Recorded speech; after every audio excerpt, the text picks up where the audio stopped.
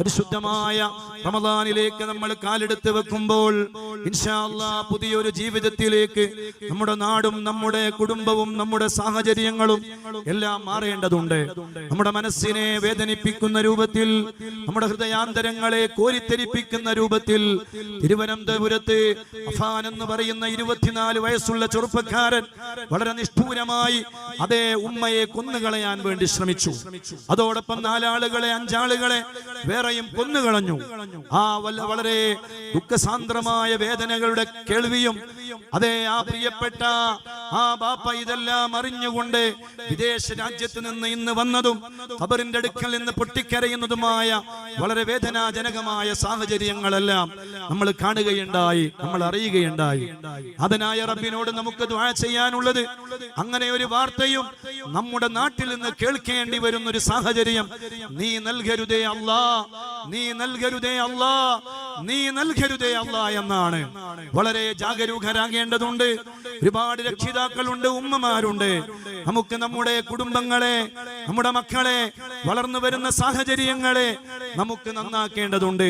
അതിനു കൂടിയുള്ള പ്രവർത്തനങ്ങളിലേക്ക് ഈ വിശുദ്ധ റമദാനിൽ നമുക്ക് കടക്കേണ്ടതുണ്ട്. അല്ലാഹു സുബ്ഹാനഹു വ തആല നമ്മുടെ നാടുകളെ പൂർണ്ണമായി ലഹരി മുക്തമായ ഒരു നാടായി മാറ്റാൻ അല്ലാഹുവേ നമുക്ക് നീ തൗഫീഖ് നൽകണേ അല്ലാ. എപ്പോഴെങ്കിലുമൊക്കെ നമ്മൾ കേൾക്കുന്ന വാർത്തകൾ, ആ വലിയ ദുരന്തത്തിന്റെ ചെറിയ ചെറിയ വാർത്തകൾ നമ്മുടെ നാടുകളിൽ നിന്നും കേൾക്കാറുണ്ട്. ഇനി അതുപോലെയുള്ള ഒരു വാർത്തകളും കേൾക്കേണ്ടി വരുന്ന ഒരു സാഹചര്യവും നമ്മുടെ നാടുകളിൽ എവിടെയും ഉണ്ടാകരുത്. ഈ മഹാദുരന്തത്തിനെതിരെ, ഈ വലിയ ദുരന്തത്തിനെതിരെ, ഈ മയക്കുമരുന്ന് എന്ന് പറയുന്ന, ഈ ഡ്രഗ്സ് എന്ന് പറയുന്ന, MDM എന്ന് പറയുന്ന ഈ മഹാദുരന്തത്തിനെതിരെ നമ്മളെല്ലാവരും ഒറ്റക്കെട്ടായി രംഗത്തിറങ്ങേണ്ടതുണ്ട്. അല്ലാഹു നമുക്ക് തൗഫീഖ് നൽകട്ടെ, അല്ലാഹു നമുക്ക് തൗഫീഖ് നൽകട്ടെ. നാഥനായ റബ്ബിന്റെ മുന്നിൽ നമുക്ക് ഒന്നിച്ച് അതിന് സമാധാനം പറയേണ്ടി വരും. ഒരാളും അതിൽ രക്ഷപ്പെടുകയില്ല. നാട്ടിലെല്ലാവരും അതിന് ഉത്തരവാദിത്വം വഹിക്കേണ്ടി വരും.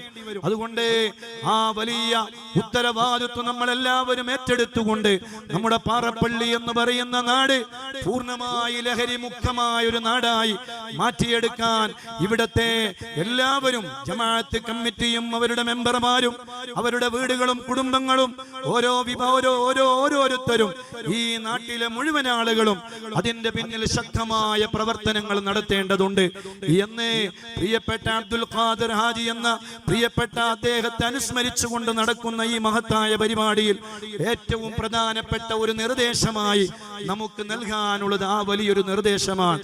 അത് പൂർത്തിയാക്കാൻ അല്ലാഹുവേ ഞങ്ങളുടെ നാട്ടിന് നീ തൗഫീഖ് നൽകണേ അല്ലാ, നീ തൗഫീഖ് നൽകണേ അല്ലാ, നീ തൗഫീഖ് നൽകി അനുഗ്രഹിക്കണേ റഹ്മാനെ. ഞാൻ എന്റെ സംസാരം നീട്ടിക്കൊണ്ടു പോകുന്നില്ല. അൽഹംദുലില്ലാഹ് ഒരു വലിയ കാലം അല്ലാഹു